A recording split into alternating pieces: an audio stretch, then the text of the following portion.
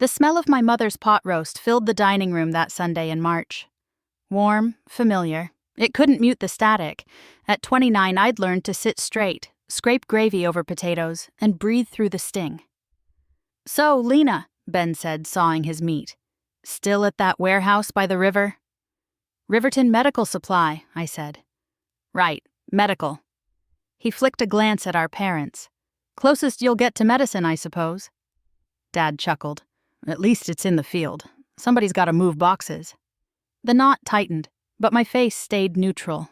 We'd staged this play for 5 years since I left pre-med at Lakeview State. Their folklore set like concrete.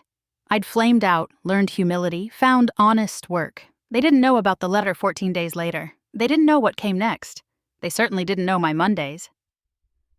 "You know what I think?" Ben said, warming to his thesis. "You finally realized medicine requires real intelligence. Not everyone can hold a life in their hands." Mom patted my knuckles, kind and controlling. "No shame in steady work, honey. That warehouse will always need you." Ben grinned. "Failed pre-meds make great supply clerks. At least you know the vocabulary." "You're right," I said, setting my fork down. "I do know the vocabulary." "See?"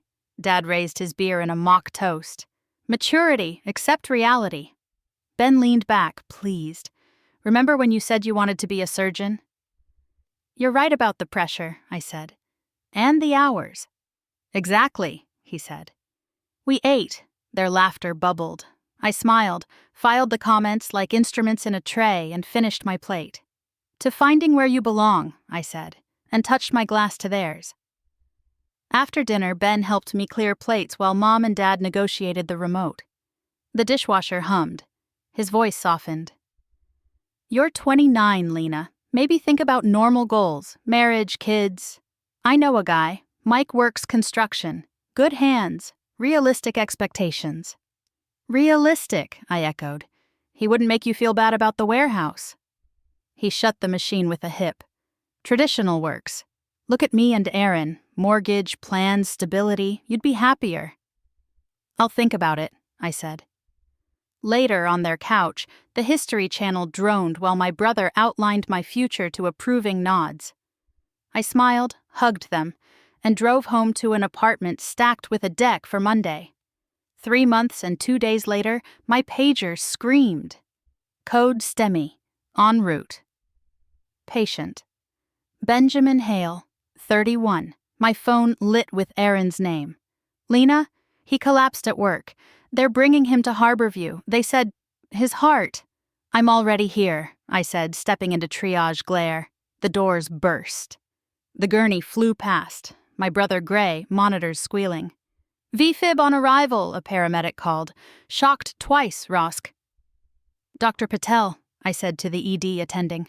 "Status?" "Massive anterior MI. He needs the cath lab and a bypass. I'm sorry, Dr. Hale." She hesitated. "Do you want to be involved?" Aaron clutched my sleeve. "Why is she calling you?" "Because I'm chief of cardiothoracic surgery," I said. "And the fastest way to save him is through my hands." Aaron blinked. "But the warehouse—" "I own Riverton Medical Supply," I said. "We stock this hospital." I turned to Patel. "Call the team. Prime the pump. Book or 2. Patel nodded. "We're moving."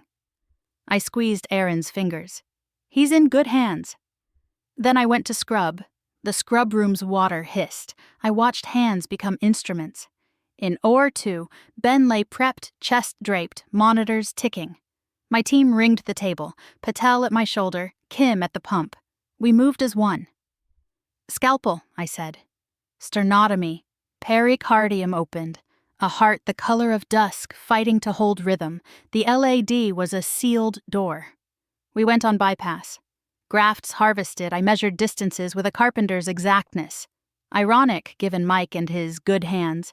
Needle angles, minute and decisive. Suture, tie, test the flow.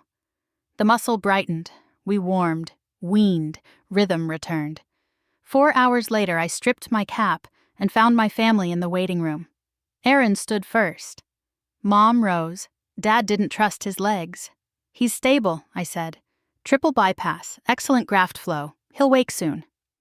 You did it? Dad asked. I did. Something gave way in his face, a failure of certainty. Mom pressed my palm like she was reading a future. Aaron cried into my shoulder. When Ben woke in the ICU, he looked at the ceiling, then at me. Did they get the best? They did. His eyes blurred. Lena, save it, I said. You'll have rehab and Kale to suffer. That's penance enough. A laugh snagged his stitches. He winced. I adjusted his pillow. Later, he whispered, I was wrong. About what matters, yes, and you were right about pressure. Days passed. He walked the corridor's yellow line, counting steps. My parents introduced me to nurses like they'd discovered me. At discharge, Ben squeezed my hand. Teach me how to live with this heart. You start by listening, I said, then practice. He nodded, so did I.